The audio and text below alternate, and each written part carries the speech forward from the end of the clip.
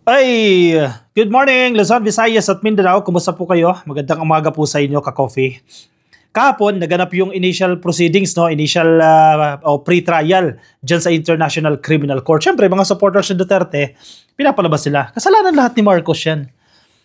Si PBBM lahat may kasalanan yan. Bakit pinakulong ni PBBM si Digong? Bakit sinurrender ni PBBM si Digong?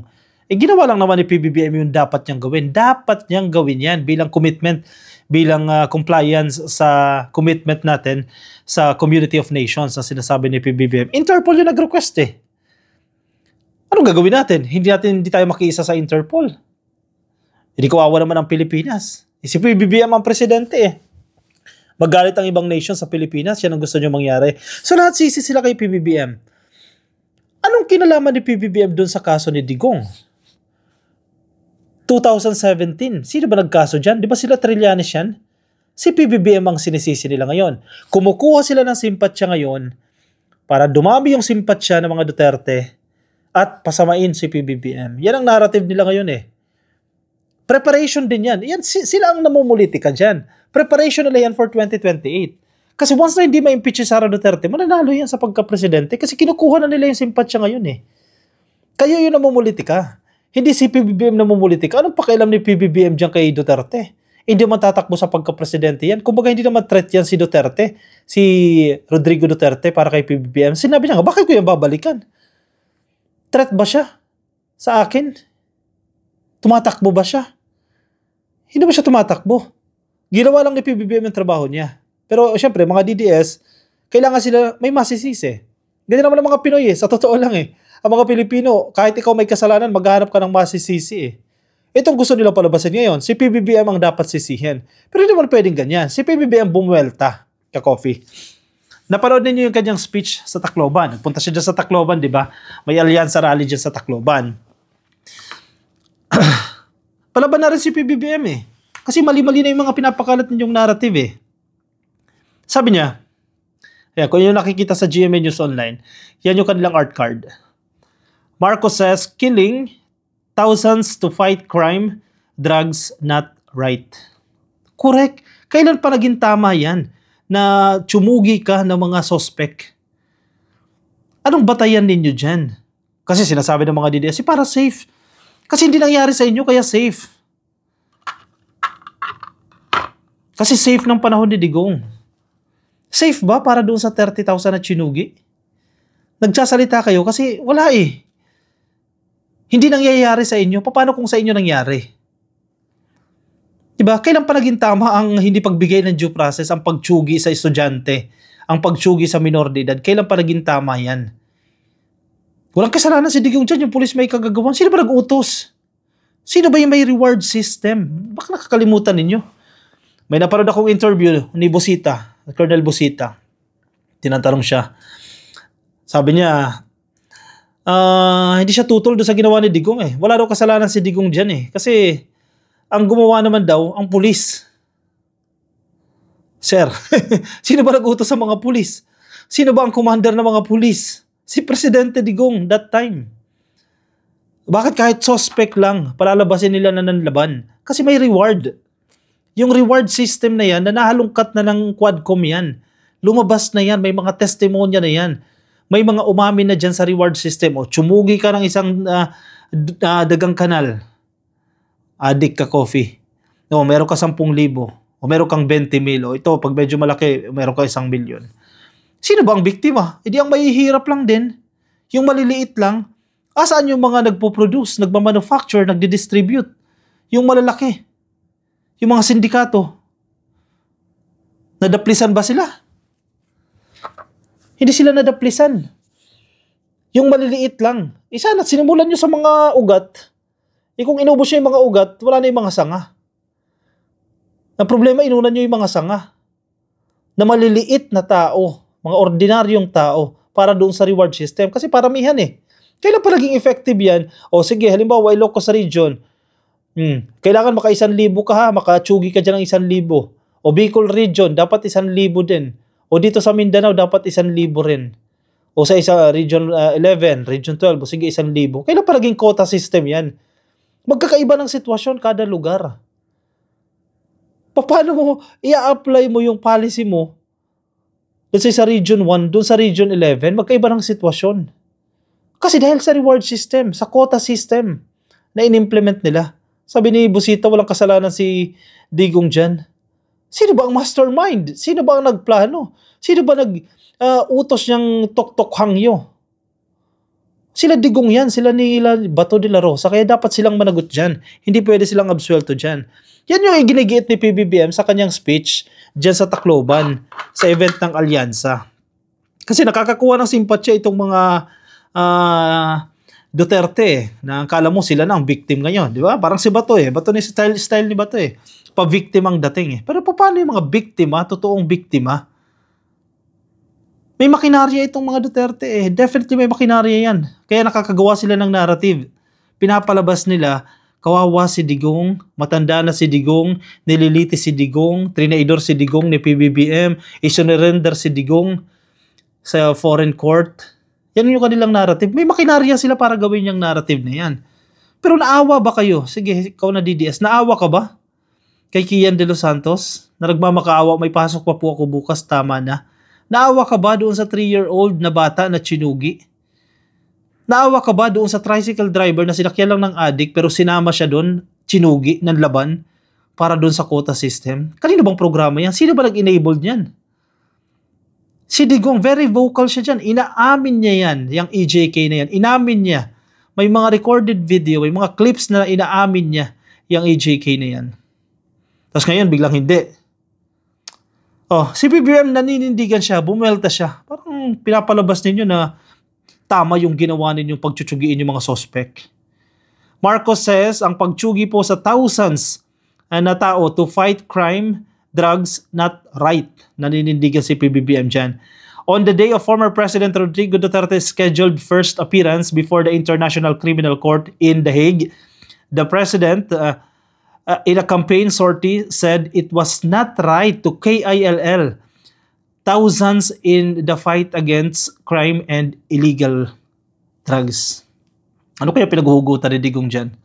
Kasi gusto niya safe? Gusto niya magpakitang gilas na ganito kami sa Davao, kung ano yung ginawa namin sa Davao, gagawin namin sa Pilipinas. Give us 6 months. Ilang taon ang binigay? 6 na taon. Nalinis ba ang Pilipinas? Sabi nila, bumalik na ngayon panahon ni PBBM. Baka naman kasi wala naman talagang nalinis. Diba? Pinagtakpan nyo lang o chinugin nyo lang yung mga suspect. Kasi kung nalinis nyo yan sa loob ng 6 na taon, wala na yan, hindi na babalik yan. Ngayon, sisi nyo kay PBBM. Ngayon, nakakatakot na maglakad sa kalsada, sabi ng mga DDS. Kasi si Marcos na ang presidente. Pero ginawa ng panahon ni Digong, hindi niya naset yung foundation, hindi niya naayos, hindi niya nalinis, kaya nakakatakot ngayon. Ganun ba yun? Naku, double standard kayo dyan. As he made a pitch for the senatorial candidates at the Alyansa para sa Bagong Pilipinas, Marcos said the alliance did not believe that killing thousands of individuals would solve the problem of illegal drugs. Hindi ko alam kung anong pattern ni Digong Davao? Davao siguro yung pattern niya. Pero malinis ba ang Davao? Ngayon niya Mga empleyado ng, di ba? Kung yun nabalitaan, mga empleyado mismo ng City Hall gumagamit. Tapos yun yung model para sa Pilipinas. Wala talaga mangyayari niyan. Sa laban naman sa kontra-droga at sa krimen, hindi po natin kailangan dumaan sa madugong solusyon, sabi ng presidente. Huwag natin gayahin yung Digong style. Yan yung pinupunto ni PBBM dyan. Wala po sa amin ang naniniwala na ang solusyon sa krimen at sa droga ay ang pumatay ng libo-libo na kapwa natin Pilipino. Sinugi ba si Digong? Hindi naman pinalabas na nanlaban siya. Mas maawa ka dun sa mga pinalabas na nanlaban. Dahil may reward system. Vocal din dyan si Digong Pakakainin mo pa yan sa preso. Diba yung lagi niya sinasabi, tsugiin nyo na yan. Kaysa pakakainin nyo pa sa preso, gagastos pa ang gobyerno. Tama ba yan? Tapos ngayon, sisigaw kayo ng due process? Aba, magising naman kayo sa katotohanan. Sabi ni PBBM, hindi tama yun. Marcos and the senatorial candidates is related to who voters in the province said to be his family's bailiwick in the Visayas. Gina-justify nyo kasi dahil si Digong ang tinitingnan ninyo, hindi yung sitwasyon. Kasi iniidolo nyo si Digong, lahat ng gawin ni Digong tama. Kasi si Digong magaling, nakapagpagawa ng mga tulay na marurupok. Kaya pwede na si Digong pumatay. Yan yung reasoning ng mga DDS eh. Tama ba yan? Maraming ginawa si Digong, pinaganda ang Pilipinas, kaya pwede na siyang pumatay. Ganyan ang gusto ninyo. Yan ang narrative na gusto ninyong buhayin. Lahat yan, karapatan ni Digong yan dahil magaling si Digong eh. Ginawang 10 years yung passport. Ikaw ka Coffee, nakikinabang ka dyan sa 10 years yung passport mo. So pwede na siyang pumatay. Yung lisensya, ginawang 5 years na. So pwede na siyang pumatay. Yan yung narrative ninyo, yan yung gusto ninyong palabasin. Anong batayan yan? Kung hindi tayo susunod sa batas, hindi tayo susunod sa saligang batas, paano tayo magkakaroon ng order? Ng kaayusan? Violente yung mga kampo ni Digong eh. Si Hanilet, anong ginawa ni Hanilet? Nanakit ng pulis. Si Sara, anong ginawa ni Sara? Sinapak yung sheriff. Pinagbantaan si PBBM. Live yan ha. Naka-live stream yan sa kanilang press conference. Papagurgur niya raw si PBBM. Si Lisa Marcos, si Romualdez. Live yan ha. Paano kung ordinaryong tao ka pa dyan? Ano ipapagawa pa nila dyan? Kaya mga DDS nahahawa na rin, nagiging violente na rin. Hindi naman lahat, pero may mga ilan-ilan nagiging violente na rin. Kasi idol nila si Tatay Digong eh. Nagagaya nila yung ugali. Sana ikaw na DDS na nakikinig sa atin, wag mo naman gayahin yan. Dahil hindi tama yan. Kayo, galit na galit kayo eh. Walang due process daw sa pag-aresto kay Digong, kahit meron. Pero galit na galit kayo kasi nag-i-insist kayo ng due process. Tapos kayo, okay lang sa inyo. Natsugiin nyo mga suspect kasi addict naman yan.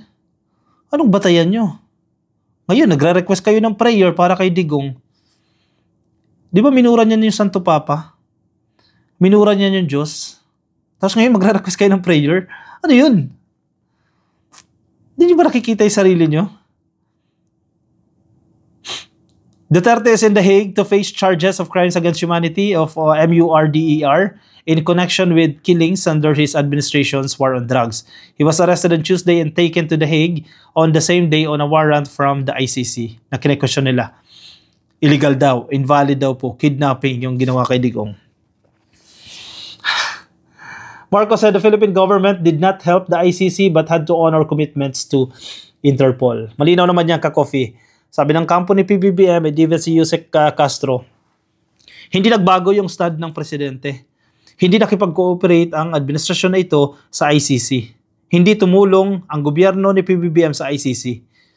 Tumulong ito sa Interpol. Dahil sa Interpol may commitment tayo. Sa ICC wala tayong commitment. Hindi tayo miyembro niyan eh. ICC walang jurisdiction sa atin. Pero ang ginawa ng ICC, idinaan sa Interpol. Interpol ang nakipag-usap sa Pilipinas. May hihindian ba ng Pilipinas ang Interpol? Yan dami nang naitulong sa atin ng Interpol. Marami ng mga puganting Pilipino ang nahuli dahil sa Interpol. Tapos pag humingi ng tulong sa atin, hindi natin tutulungan. Imposible.